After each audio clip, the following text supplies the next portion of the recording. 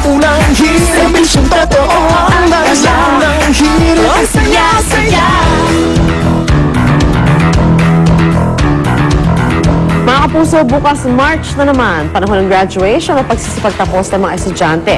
Abot kaya na nila ang kanilang pinaghirapang diploma, pero may ilang hindi nagsusumikap at ang ginagawa para makapagtrabaho, nagpapagawa at nagpapasa ng mga peking diploma. Ano nga ba ang parusa ng batas para sa empleyadong nakapasok sa trabaho sa bisa lamang na isang peking diploma? Yan ang ating tatalakay ngayon kasama ang ating kapuso sa batas, Attorney Gabby Concepcion. Good morning, Attorney. Good morning din sa iyo, Lynn. Siyempre, good morning sa lahat ng nanonood sa atin ngayong umaga. Eto na ang mga modus na mga dishonest. O Attorney, ano ba ang parusa na nag-aantay para sa isang empleyado na nakapasok sa isang trabaho na gamit ang isang peking diploma?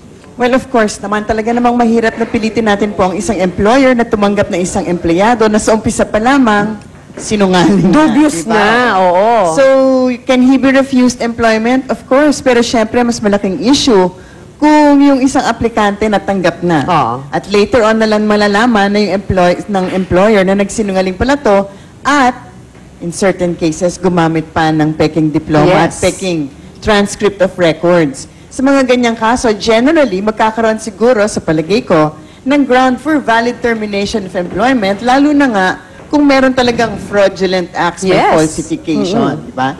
As in nga yung peking diploma na prinisenta niya na talagang siya pa nagpagawa sa recto. Diba? Para lumabas na graduate siya ng isang kurso na actually kailangan for the job. That's Diba? It's a true. requirement to be, for example, a graduate of a particular course or to be a graduate at all. Diba? Sa ilalim kasi ng labor code po natin, isang ground for dismissal ng isang employee, yung fraud, which would include, of course, acts of dishonesty.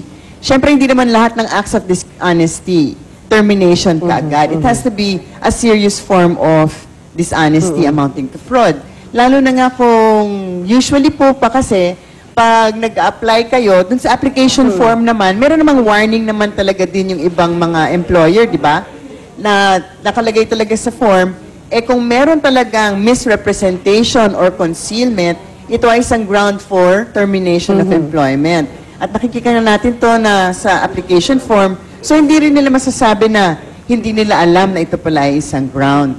So, yung tulad nga na sinasabi natin, hindi naman lahat ng forms of dishonesty. Pero syempre, yung ganun kagrabe na may falsification of taking documents. diploma, eh medyo kailangan malamang ground yan. Of course. Pero dun sa nakikinig sa ating mga employer, hindi po natin sinasabi na pag meron kayong nakitang ganyang anomalya, automatic na termination, okay? Dapat din suriin ng mabuti ang circumstances of each and every case. Kasi baka mamaya biglang ang dami nang nagsasabing, uy, na-terminate kasi may nahanap na kung ano-anong dahilan.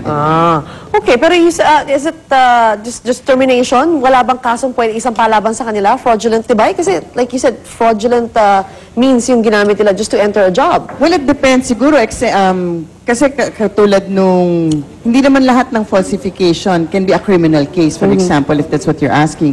Pero katulad kung papasok po kayo sa pamahalaan, di ba? Usually, meron sila mga public documents. They need to execute certain documents. Pag doon sila na-conceal, falsification of a public document, which is a crime.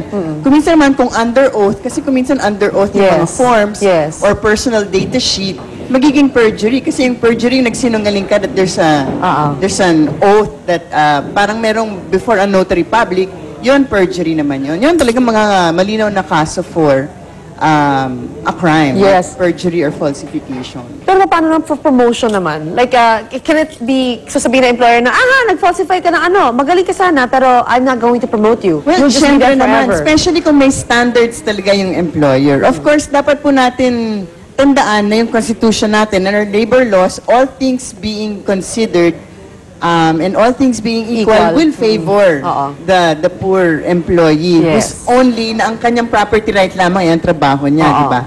Pero of course, yung employer naman, hindi naman nakatali ang kamay niya. Meron din siyang karapatan na mag-require na magkaroon ng standards. Meron siyang mga requirements at hindi naman siya pinipigilan. So, kunwari, kung para for promotion, you need to be a graduate of a particular course.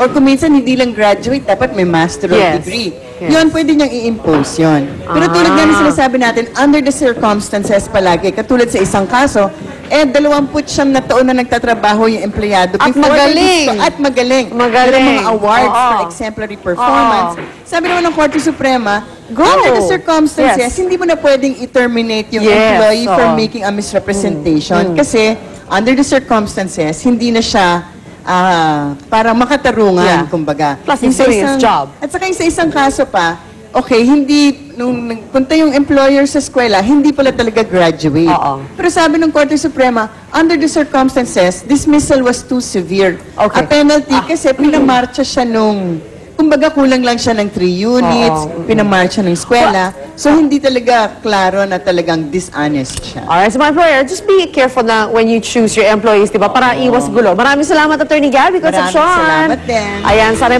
marami po kayo napulot na impormasyon legal sa ating diskusyon today. Ayan. Bago pa yun, unang balita po tayo. Talaga tumalikod pa no? Yes.